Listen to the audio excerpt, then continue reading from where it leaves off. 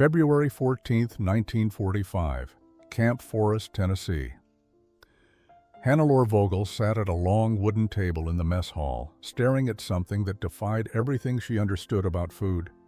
On the metal tray before her lay a square of translucent red substance that trembled with its own life. She had not touched it. She had barely breathed since the American guard had placed it in front of her with a smile she did not trust. The substance caught the fluorescent lights overhead, gleaming like a ruby made of water. But rubies did not move. This thing moved. When Elfrida Richter shifted in the seat beside her, the vibration traveled through the table, and the red square shivered in response, rippling as though it contained a tiny heartbeat. Laura's hands remained folded in her lap, her spine rigid with the military bearing that 3 years in the Luftwaffe Women's Auxiliary had drilled into her bones. She was 23 years old, a former radio operator from Stuttgart, and she had survived the final chaotic months of the war in Europe, only to be captured near the Belgian border in January. She had expected interrogation, perhaps harsh treatment, possibly hunger. She had not expected this. Across the table, Margaret Muller sat with her arms crossed, her 31 years evident in the hard lines around her mouth. "Don't touch it," she said in low German. "It's meant to humiliate us." But Anneliese Bauer, only 19 and still possessing the round cheeks of girlhood despite months of irregular meals, leaned forward with wide eyes. "What is it?" she whispered. "It looks like colored glass." Elfrida, ever the optimist even in captivity, reached out one tentative finger and poked the surface. The substance yielded, dimpling under the pressure, then bounced back into shape when she withdrew her hand. She gasped, then covered her mouth to stifle a nervous giggle. "It's alive," she breathed. Laura finally found her voice. "Food doesn't move on its own." Her English was limited, learned from textbooks in her gymnasium years before the war, but she understood enough to know that the American guards had called this thing by a name. What was it? Jell-O? Yellow? The word made no sense in any language she knew. The rest of the meal sat untouched on her tray. There was meat, real meat, not the gray mystery substance they had been served on the transport ship. There were vegetables that still held color, not boiled into submission. There was white bread, soft and absurd in its freshness. But Laura could not stop staring at the trembling red square. In Germany, gelatin was precious, used sparingly in broths when available at all. Here the Americans had taken it and made it into something frivolous, something that served no purpose except to wobble and shine and disturb everything Laura thought she knew about a world at war. Stuttgart, Germany. October 1944, 4 months before the trembling plate. Hannelore Vogel had awakened that morning to the sound of air raid sirens, a sound so familiar it no longer spiked her heart rate the way it once had. She dressed in the dim pre-dawn light, pulling on her gray Luftwaffe auxiliary uniform with mechanical precision. The fabric had grown loose over the past year. Everyone's uniforms hung differently now, draped over bodies that had slowly consumed themselves. Breakfast was 2 slices of dark bread that tasted of sawdust and ersatz coffee made from roasted acorns. The bread was not actually bread anymore, not in any way her grandmother would have recognized. It was a mixture of potato flour, sawdust filler, and whatever grain could be scraped together. Laura ate it without complaint, because complaining changed nothing, and because her work as a radio operator required mental sharpness that hunger could steal if she let it. The other women in her unit ate in silence, their faces gray as the bread, gray as their uniforms, gray as the sky that pressed down on Stuttgart like a lead weight.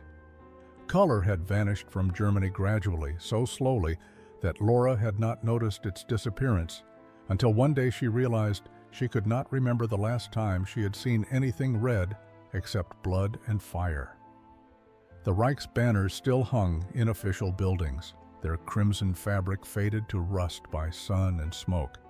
But in daily life, in the realm of food and clothing and ordinary existence, The world had become a study in gray and brown and the dingy yellow of old newspaper.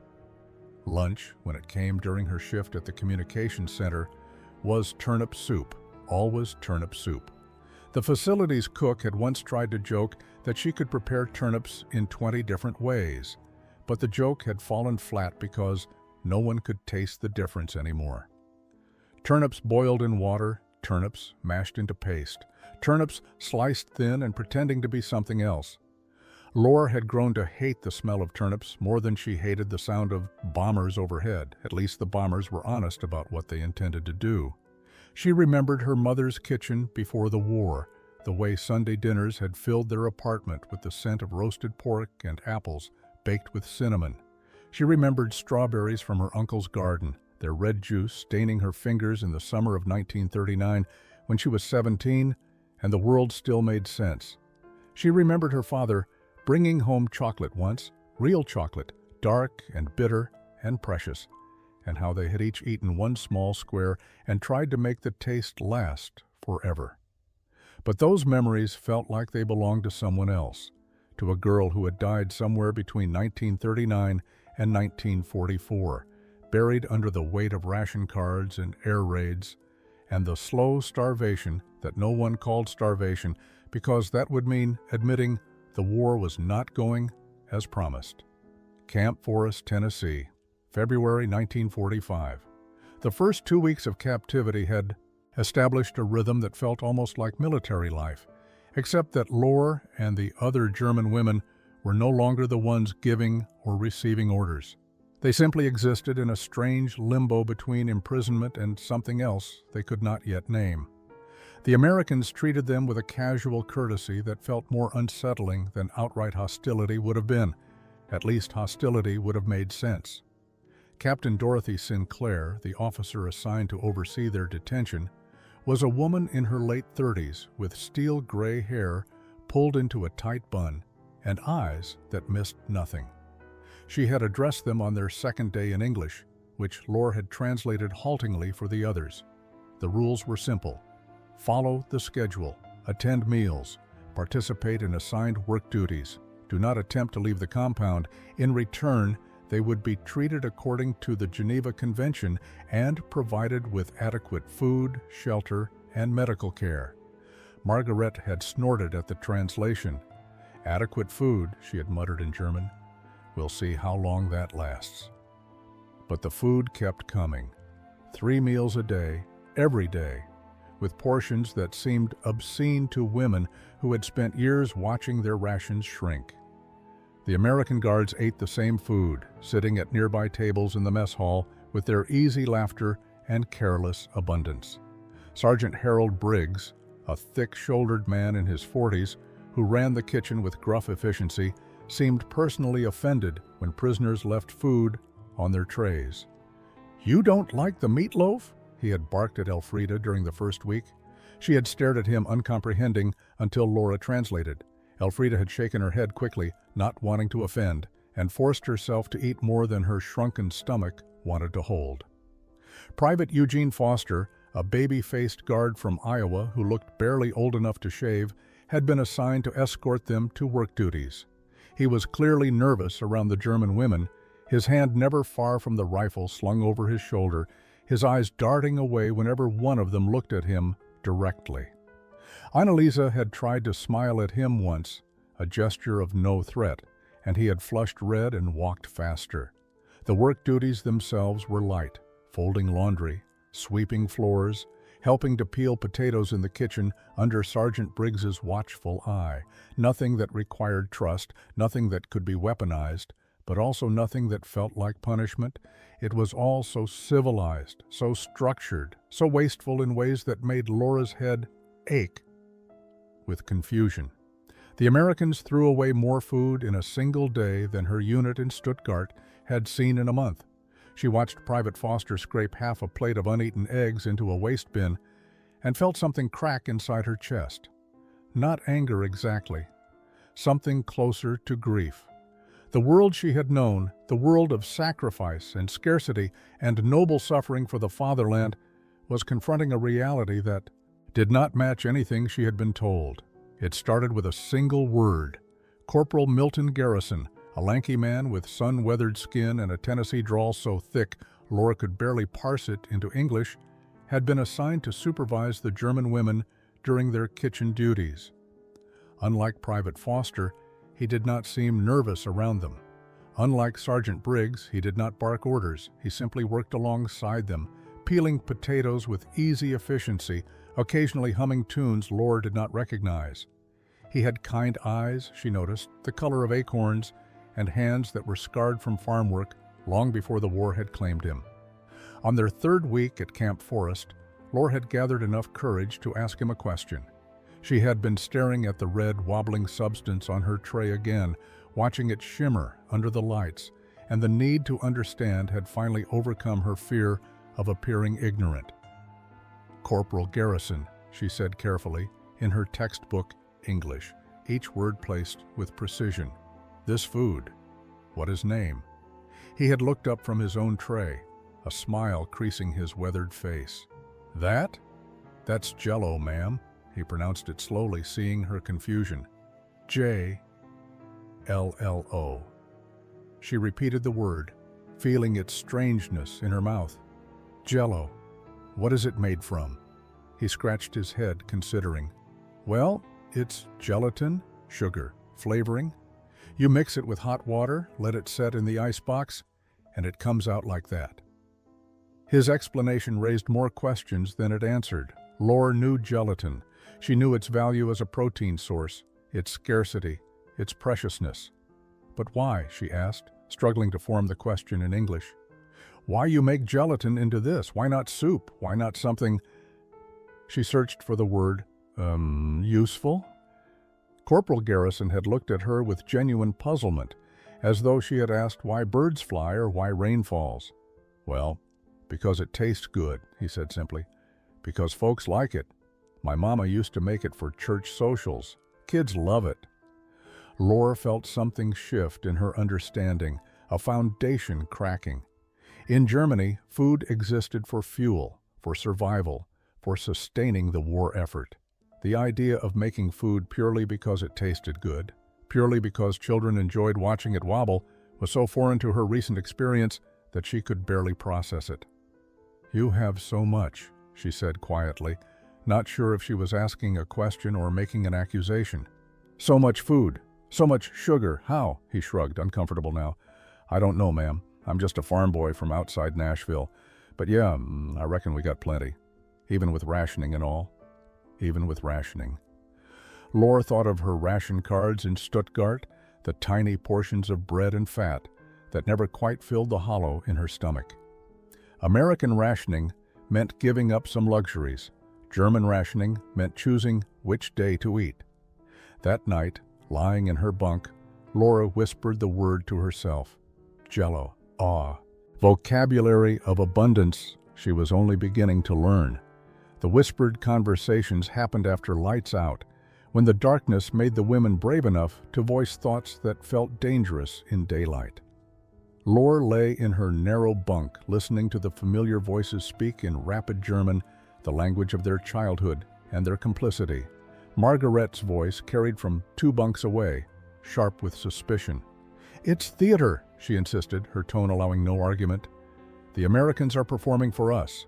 They want us to believe they have endless resources, that their war machine is unstoppable. It's psychological warfare, nothing more." Elfrida responded from her bunk across the aisle, her voice softer but insistent. "But Greta, we've been here 3 weeks, the same food every day. The guards eat exactly what we eat. If it's performance, they're very committed to the act." There was a pause filled with the sound of someone shifting on a creaking mattress. Then Annalisa spoke, her young voice trembling slightly. "My mother wrote to me before I was captured. She said we were winning. She said the Americans were suffering just as much as we were, that their newspapers lied about their strength. But if that's true, then where does the Jell-O come from? Where does the white bread come from? Where does any of it come from?" Laura had been silent until now, but the question pulled words from her throat. "I've been reading the American newspapers," she said quietly. "Captain Sinclair allows us to read them in the recreation room. They write about rationing, about sacrifice, about meatless Tuesdays and saving kitchen fat for the war effort, but their rationing—" She paused, trying to find words for the cognitive dissonance that had been building in her mind. "Their rationing is not like ours. They give up butter and get margarine. They give up sugar and still have enough to make Jell-O in 3 different colors." Margaret's voice cut through the darkness with razor precision. "You're beginning to believe them. You're letting them contaminate your thinking." The accusation hung in the air, heavy and dangerous. To believe the Americans meant doubting everything they had been told by their own government, their own officers, their own families. It meant accepting that perhaps the sacrifices they had made, the hunger they had endured, the cities they had watched burn, had all been in service of something already lost. "I don't know what I believe anymore," Laura admitted, her voice barely above a whisper. "But I know what I can see. I can see that the guards don't look hungry. I can see that they throw away more food than we ate in a week back home. I can see that they make desserts out of gelatin while we were boiling it into medicinal broth." Elfrida's voice came gentle in the darkness. "Maybe the question isn't whether it's real. Maybe the question is what it means if it is real. What does it mean that we were starving while they were making food wobble for fun?" No one answered. The silence stretched long and uncomfortable until sleep claimed them one by one, each woman alone with thoughts too large and too frightening to speak aloud. March 12, 1945. Private Eugene Foster turned 20 years old on a Tuesday morning, and by afternoon the entire camp knew about it because Sergeant Briggs had announced it during the lunch service with his characteristic lack of subtlety. "Kid's been away from home for his birthday 2 years running," Briggs had declared to no one in particular, his voice carrying across the mess hall. "Gonna do something about that this year." Captain Sinclair, in a rare moment of informality, had approved a modest celebration for that evening. Nothing elaborate, she had specified, but something to acknowledge the occasion and boost morale among the enlisted men who had been stationed at Camp Forest throughout the long winter. Lore and the other German women had been in the kitchen that afternoon, peeling potatoes under Sergeant Briggs's supervision, when he had suddenly turned to them with an expression that might have been mischievous on a younger face. "You ladies ever seen a proper American birthday celebration?" he asked. Lore translated for the others, and they shook their heads in unison. "Well then," Briggs said, rolling up his sleeves, "you're about to get educated. Garrison, fetch me the big Jell-O mold, the one that looks like a castle." What followed was a lesson in American excess that left all 4 German women speechless. Sergeant Briggs prepared not 1, but 3 different colors of Jell-O, each layer requiring time to set before the next could be added. Red on the bottom, then white, then blue, creating the colors of the American flag in translucent, wobbling form.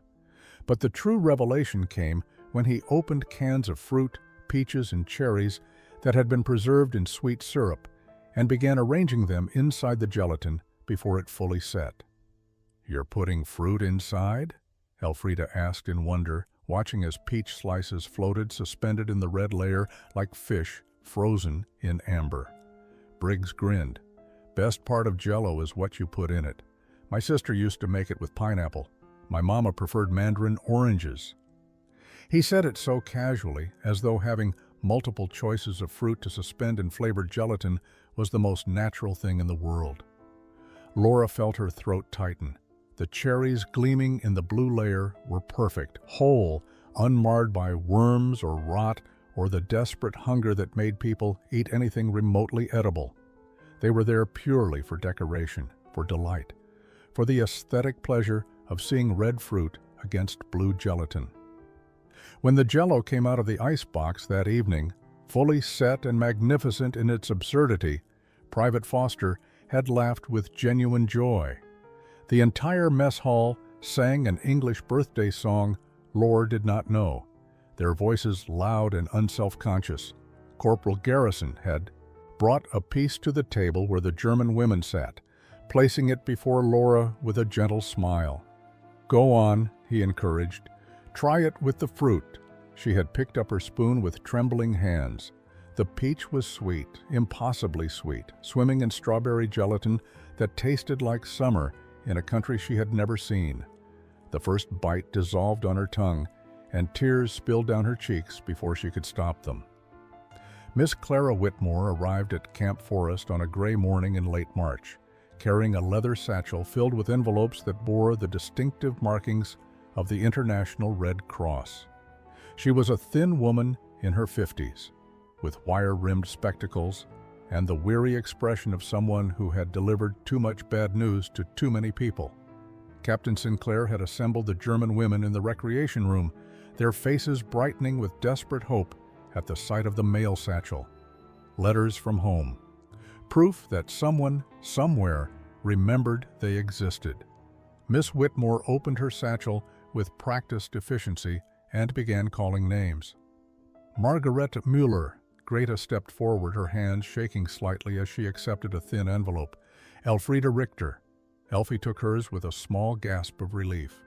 Anneliese Bauer. Young Liz clutched her letter to her chest like a sacred object. But when Miss Whitmore reached the bottom of her stack, she looked up with sympathy in her eyes. Hannelore Vogel, I'm sorry. 3 letters were sent to your last known address in Stuttgart. All 3 have been returned, marked addressee unknown, building destroyed. The words hit Laura like physical blows. Building destroyed. Her family's apartment on Königstrasse had stood for 60 years, surviving the First World War, surviving economic collapse, surviving everything until it had not survived at all. She accepted the returned envelopes with numb fingers, staring at the official stamps that declared her past erased. Around her, other women were opening their letters with trembling hands. Some cried with relief. Others cried for different reasons. Margaret read her letter twice, then folded it carefully and said nothing, her face carved from stone. Elfriede discovered that her younger brother had been killed on the Eastern Front in January. Anneliese learned that her mother was alive but living in a displaced persons camp, her father's fate unknown. Miss Whitmore had remained in the recreation room offering quiet words of comfort where comfort was possible. When she approached Laura, she spoke gently. The Red Cross is still searching. Many records were destroyed. Many people have been displaced. Absence of information is not the same as confirmation of death. But it was not the same as hope either. Dr. Raymond Coleman was called to examine Anneliese that afternoon when she collapsed during work duty, her young body finally surrendering to the accumulated stress of months. He diagnosed malnutrition-related anemia, a condition that would take weeks of proper feeding to correct. She needs iron, protein, and rest, he told Captain Sinclair. She's been running on empty for too long. That evening, the mess hall served Jell-O again. Orange this time, bright as a sunset, wobbling cheerfully on metal trays beside meatloaf and mashed potatoes and green beans that had never known hunger. Laura sat staring at her plate, unable to reconcile the abundance before her with the knowledge that her family's building no longer existed, that her mother and father and younger sister were somewhere in the rubble of Stuttgart or nowhere at all. The Jell-O trembled. She picked up her spoon. She ate because not eating would not bring them back. The sweetness tasted like ash. April 1945 brought spring to Tennessee with an enthusiasm that felt almost aggressive to Laura's German sensibilities. The trees exploded into green seemingly overnight. Flowers she could not name bloomed in riots of color around the camp perimeter. The air smelled of grass and rain and possibility, and despite everything, despite the letters that had not come, and the family she might never see again, Laura found herself noticing beauty again.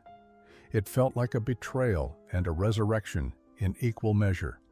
Sergeant Briggs had expanded the German women's kitchen duties, allowing them more responsibility now that trust had been cautiously established.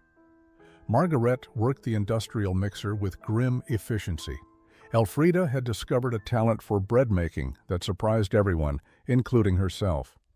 And Laura, with her careful attention to detail and her improving English, had been assigned to help Sergeant Briggs with more complex recipes, which was how she found herself standing at a prep counter on a warm Thursday afternoon, learning to make Jell-O from scratch. "It's not rocket science," Briggs said, dumping a box of bright red powder into a metal bowl. "Boil water, add the powder, stir until it dissolves, pour it into molds, stick it in the icebox. Even Foster could do it. And that boy burns toast." Laura measured the water carefully, her hand steady despite the absurdity of what she was doing. A year ago, she had been transmitting encrypted messages for the Luftwaffe, coordinates and tactical information that might have meant life or death for German pilots. Now she was learning to make dessert wobble. The transformation was so complete, it bordered on surreal. Elfrida drifted over from the bread station, flour dusting her hands and nose. "Can I help?" she asked in German, then repeated haltingly in English for Sergeant Briggs's benefit. He waved her in. "More the merrier. Garrison, you supervising or participating?" Corporal Milt Garrison had been leaning against the doorframe, watching with his characteristic quiet amusement. He pushed off and joined them at the counter. "Participating, Sergeant. Someone's got to make sure they don't put salt in instead of sugar." Elfrida giggled at that, then clapped her hand over her mouth, surprised by the sound of her own laughter. It had been so long since any of them had laughed that the sound felt foreign, almost illicit. But then Laura accidentally knocked over the bowl of Jell-O powder, sending a cloud of red dust exploding across the counter, and Elfriede laughed again, louder this time. Margaret appeared from the pantry, took in the scene of Laura covered in red powder like some kind of strawberry ghost, and the corners of her stern mouth twitched upward. Even she could not quite suppress the smile. "You look like you've been murdered," Elfrida said in German, then attempted the translation. "You look like someone killed you," Garrison snorted. "She looks like she lost a fight with a cherry." Briggs handed Laura a towel, shaking his head with exasperated fondness. "Ladies, this is why we can't have nice things. Start over, carefully this time." They started over, but the laughter had broken something loose inside all of them. Bound 8th, 1945. Victory in Europe Day. The war that had consumed the continent for 6 years was officially over, and Camp Forest erupted in celebration. American soldiers cheered and embraced, their relief palpable after years of uncertainty. Church bells rang in nearby Tullahoma, their peals carrying across the spring air to the compound where 42 German women sat in stunned silence, trying to process what the end of the war meant for their uncertain futures. Captain Sinclair had given them the news that morning with characteristic directness. "Germany has surrendered unconditionally. The fighting in Europe is over.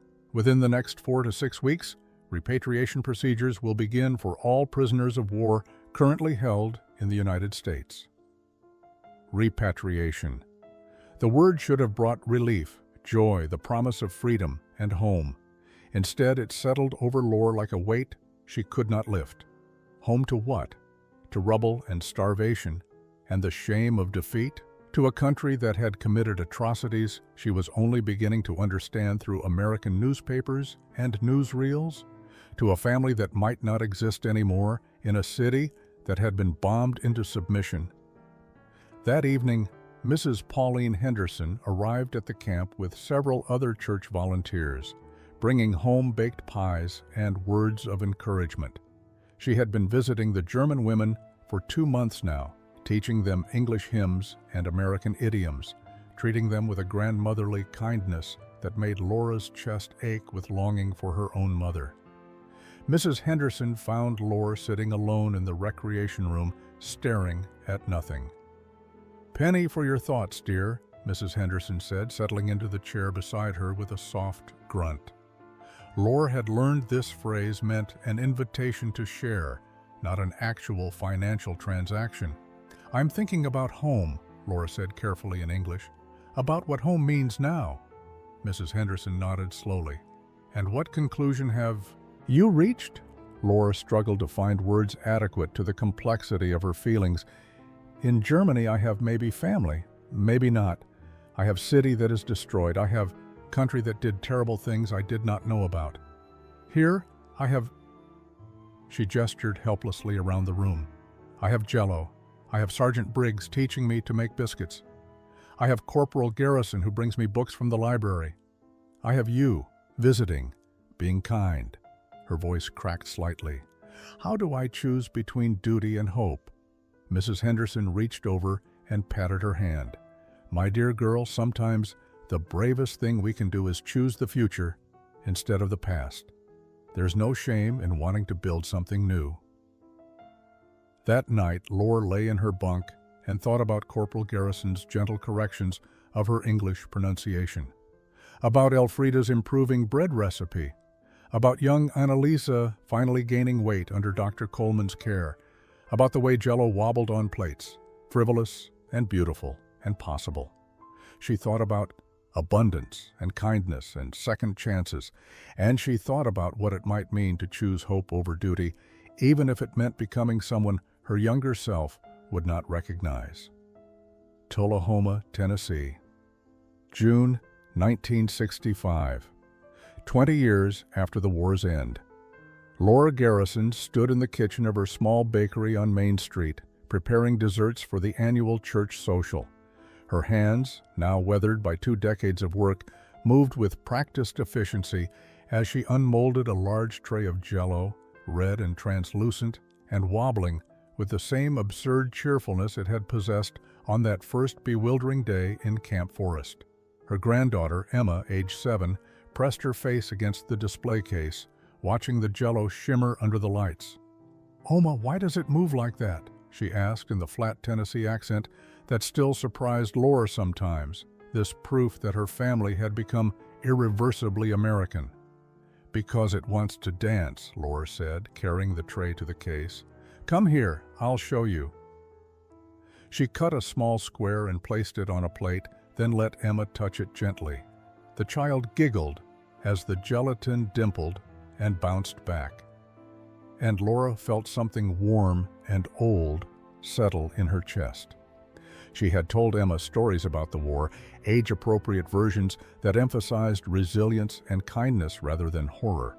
But she had never quite found the words to explain what Jell-O had meant to her that first year in captivity.